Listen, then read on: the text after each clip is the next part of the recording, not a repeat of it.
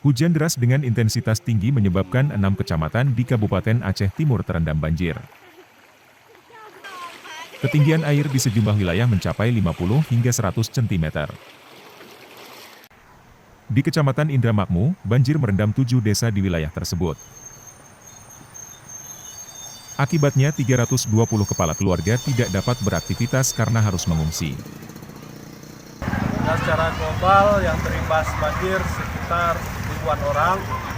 Kemudian banjir melanda kecamatan ini sekitar pukul 3 pagi dan sekarang ini pukul 11 kurang 10, alhamdulillah air mulai surut. Banjir di wilayah ini juga berakibat sawah warga terendam dan terancam gagal panen.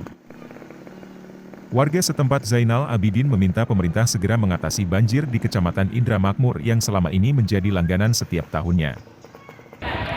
Ini banjir di Alur Merah ini memang setiap tahun, bahkan menjadi langganan setiap tahunnya karena kondisi sungai yang sudah dangkal dan memang diperlukan normalisasi.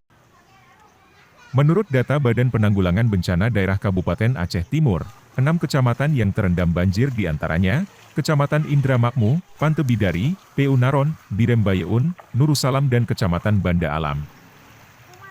Tim Liputan Aceh Video.